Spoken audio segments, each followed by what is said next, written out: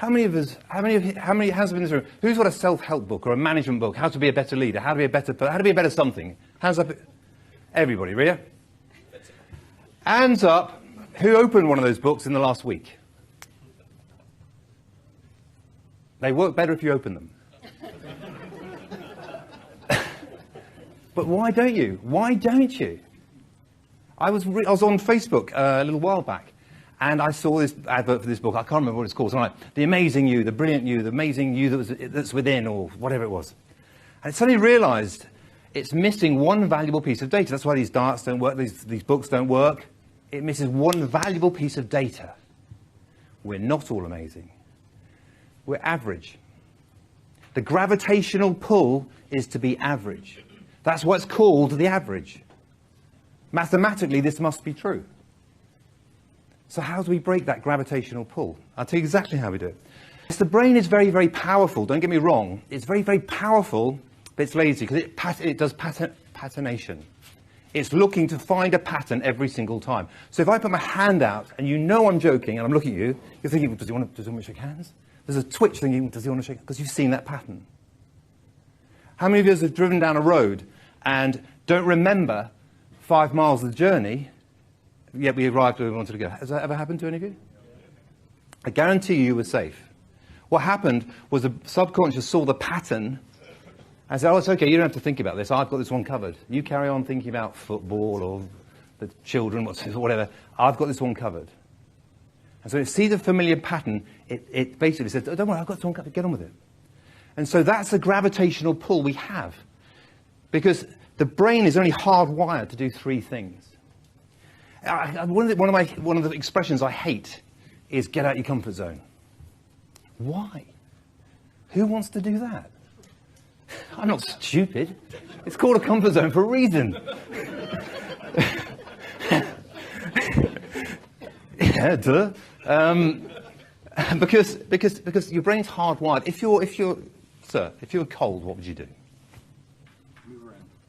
Move around. Get warm. Put on a jumper or something. If you were hungry, what would you do? Get something to eat because you're uncomfortable.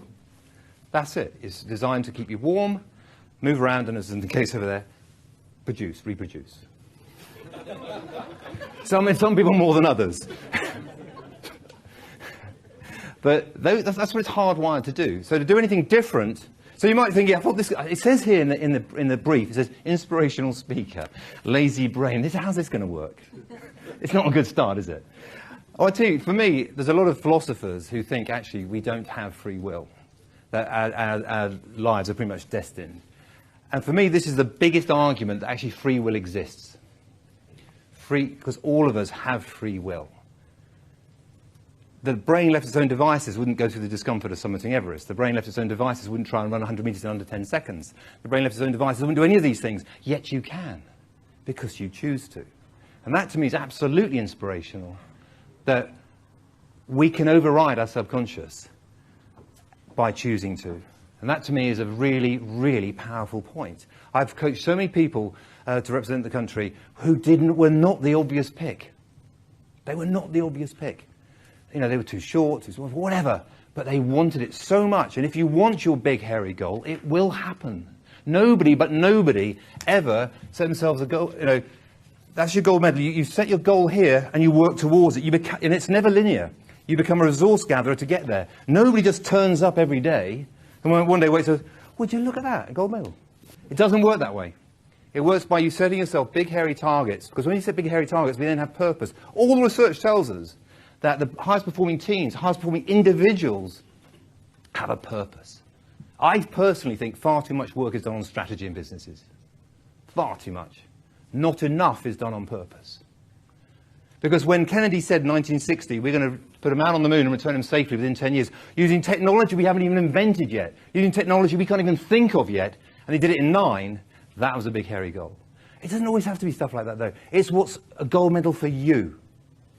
Because the most successful maternity ward in the country is to deliver a healthy baby in a mother's arms in 12 hours.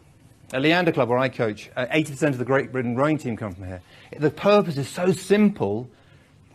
Well, you're either going to row for Great Britain or you're going to help somebody row for Great Britain. And that's it. So when you set yourself a big goal, don't start talking about stakeholder value and dividend growth and all that nonsense. Set a goal that means something emotionally. Something big that stirs your fluids, gets you think, God, you know what? That would be frightening, wouldn't it? Because that will give you purpose. And that's why you've got to set them, and then you'll find the resources to get there, like the man on the moon, like a gold medal. The point is that defining a gold medal means it's something to you, whether it's market share, whether or not it's some technology or whatever. It's got to mean something to you. It's got to be meaningful to you. And once you as a team or group of teams say, right, that's what our gold medal would look like, you'll find a way of getting there.